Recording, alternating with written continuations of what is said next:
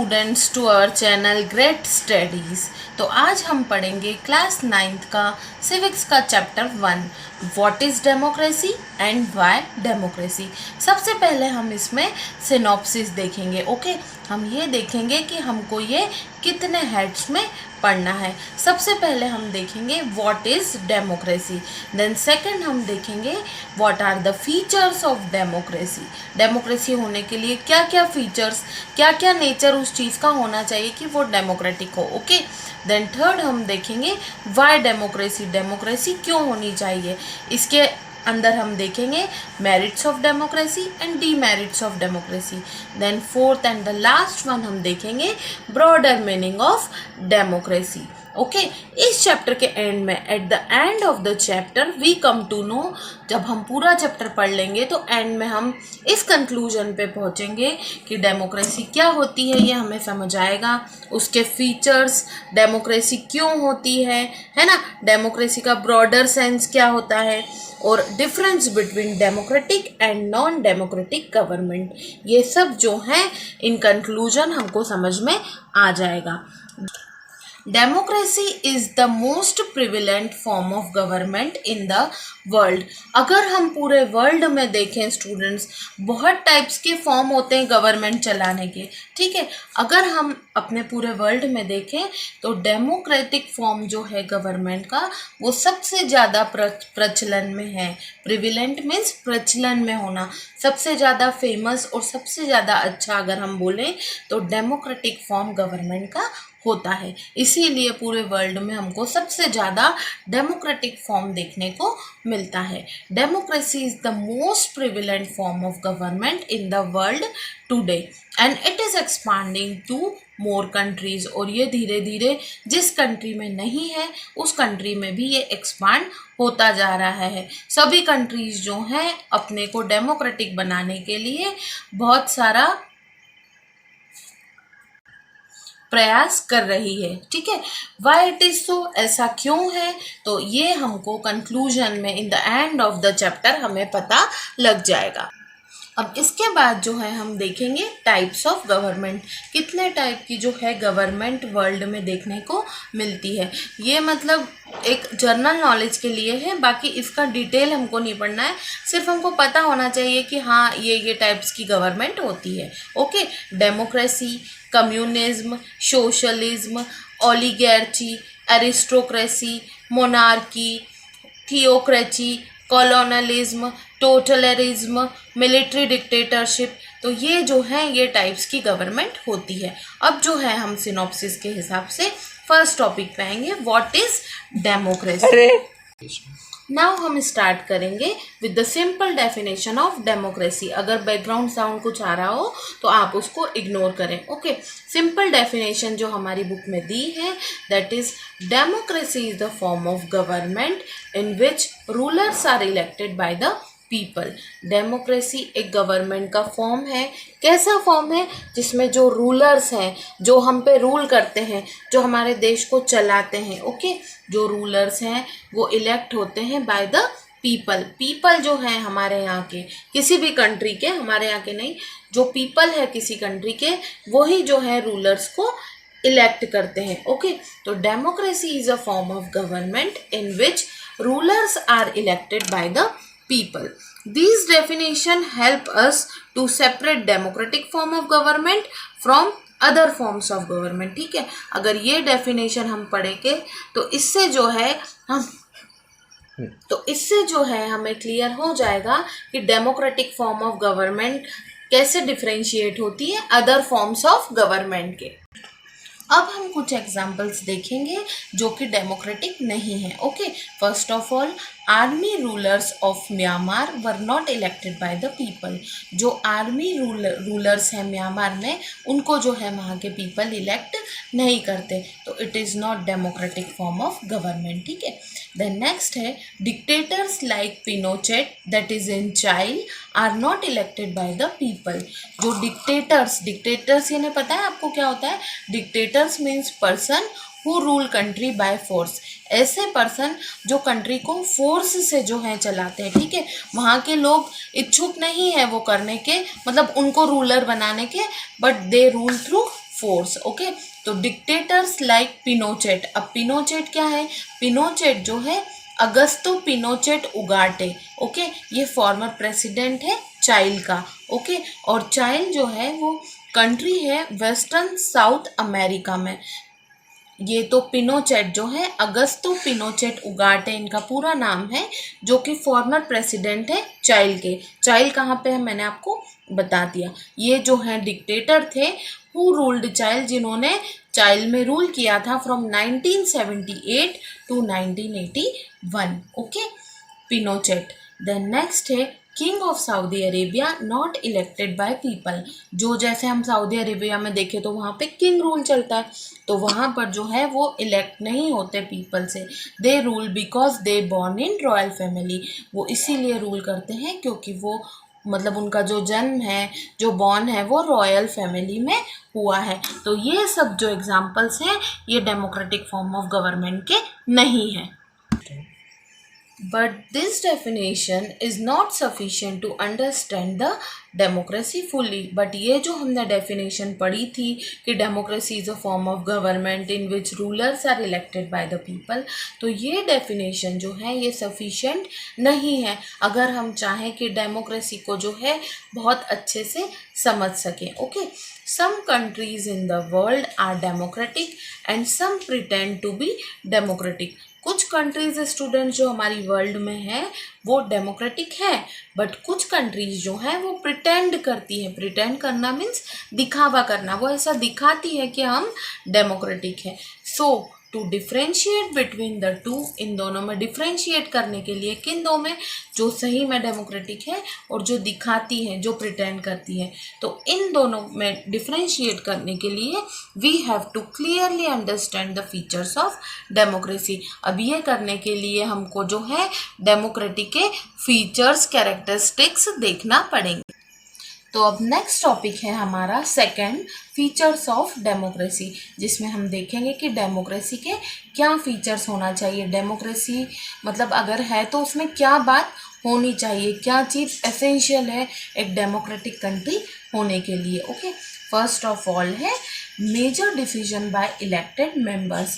जो major decision है okay वो इलेक्टेड मेंबर्स के द्वारा लेना चाहिए। मतलब अगर कोई बड़ा डिसीजन कंट्री में हो रहा है तो वो कौन लेना चाहिए? जो इलेक्टेड मेंबर्स हैं, जिनको पीपल ने इलेक्ट करके भेजा है, उनके द्वारा जो है लेना चाहिए। इसको हम पूरा डिटेल में पढ़ेंगे और इसमें हम पाकिस्तान का एग्जाम्पल देखेंगे।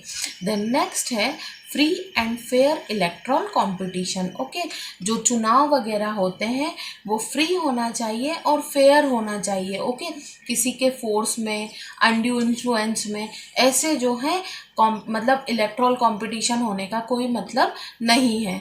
तो जो चुनाव हैं, जो इलेक्शंस हैं, वो फ्री एंड फेयर होना चाहिए। ओके, इसमें हम चाइना और मैक्सिको का एग्जाम्पल देखेंगे।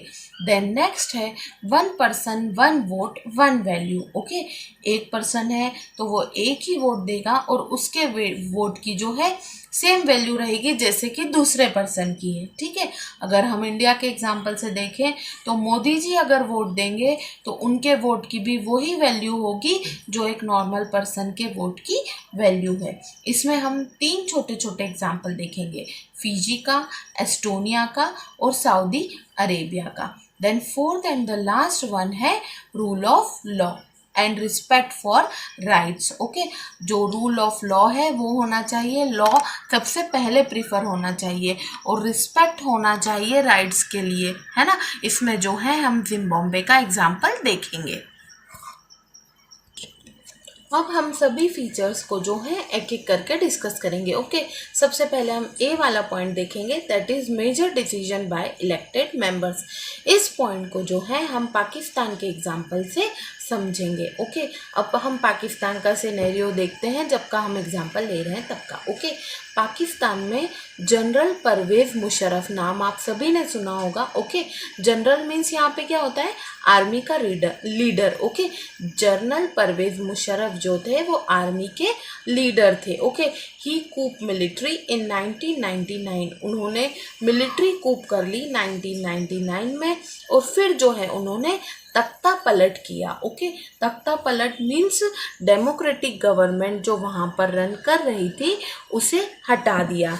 एंड उसके बाद क्या किया, declared himself chief executive of the country, और खुद ने खुद ही को जो है कंट्री का चीफ एग्जीक्यूटिव डिक्लेयर कर लिया। लेटर ऑन, इसके बाद ही change his designation to president, उसके बाद खुद ने ही खुद को प्रेसिडेंट का डेजिग्नेशन दे दिया, चीफ एग्जीक्यूटिव से प्रेसिडेंट का डेजिग्नेशन दे दिया। Then in 2002 he held referendum in the country. 2002 में जो है उसने रेफरेंडम निकाला कंट्री में। ओके, अब रेफरेंडम क्या होता है? Referendum means if you have to say in yes और नो। रेफरेंडम मतलब आपको जो है सिर्फ यस और नो में बताना है ना, कि आई वॉज द प्रेसिडेंट और नॉट। मतलब उसने ऐसा निकाला जनरल परवेज मुशर्रफ ने कि आप सिर्फ रेफरेंडम में इतना बताएं यस और नो में कि मुझे प्रेसिडेंट रहना चाहिए या नहीं रहना चाहिए, तो इसको जो है रेफरेंडम बोलते हैं। ओके, ये 2002 में किया उन्होंने, by which he got extension of 5 years। उससे जो है उनको as a post of president extension मिल गया 5 years। देन क्या हुआ, 5 years के लिए एक्सटेंशन मांग लिया उन्होंने, ठीक है, by referendum in 2002। Then Pakistani media, human rights organisation और जो डेमोक्रेसी के एक्टिविस्ट थे, एक्टिविस्ट मीन्स कार्यकर्ता। ओके, कौन कौन? Pakistani media, human rights organisations and democracy activist said that such referendum was based on malpractices and fraud। उन्होंने बोला कि ये जो रेफरेंडम हुआ था कि आप यस और नो में जवाब दें कि मैं प्रेसिडेंट रहूं या ना रहूं इन 2002, तो ये जो है माल प्रैक्टिसेस और फ्रॉड पे बेस्ड था। इसका मतलब क्या हुआ कि इसमें जो है कुछ भी सही नहीं था, सब फ्रॉड से किया गया था। देन इन अगस्त 2002, अगस्त 2002 में ही इशू लीगल फ्रेमवर्क ऑर्डर, उसने जो है मतलब लीगल फ्रेमवर्क ऑर्डर इशू किया। उसके अंदर क्या होता है, that amended the constitution of the Pakistan, उससे जो है कॉन्स्टिट्यूशन जो था पाकिस्तान का वो अमेंड हो गया। अमेंड हो गया मीन्स चेंज हो गया। ओके, अब इस चेंज के हिसाब से, इस अमेंडमेंट के हिसाब से, according to this amendment president can dismiss the national and provisional assembly. President के पास ये पावर हो गई कि वो नेशनल और प्रोविजनल असेंबलीज को डिसमिस कर सके, जो पावर्स उसके पास नहीं थी। खुद ने ही कॉन्स्टिट्यूशन को अमेंड करके और वो पावर्स अपने हाथ में ले ली। अब नेशनल एंड प्रोविजनल असेंबलीज क्या होता है? National and provincial assemblies means जैसे कि लोकसभा और राज्यसभा होती है ना हमारी कंट्री में, वैसे पाकिस्तान में वो चलती है। Okay, then cabinet is supervised by national security council. Cabinet जो थी वहाँ की, उसको कौन सुपरवाइज करता था, कौन कंट्रोल करता था? National security council, which is dominated by military officers.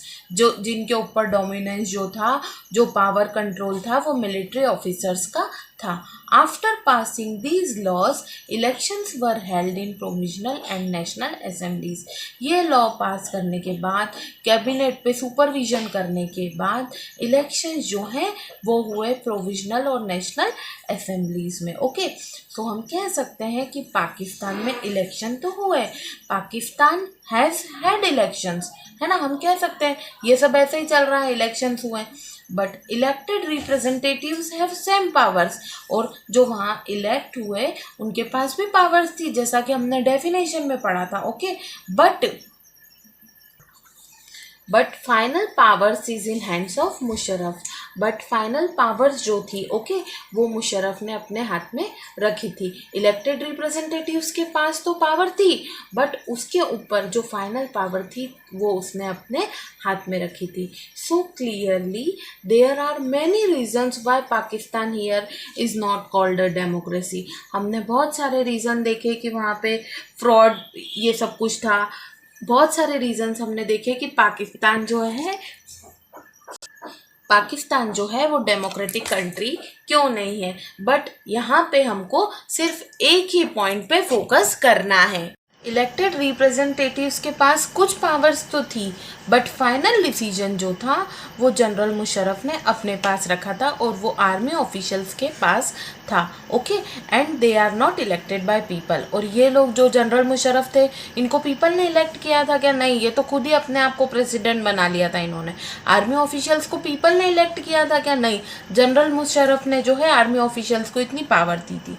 तो जो लास्ट पावर है, मेजर पावर, वो किसके पास थी? वो जो है इलेक्टेड थे क्या पीपल से? नहीं थे। This happens in many dictatorships and monarchies.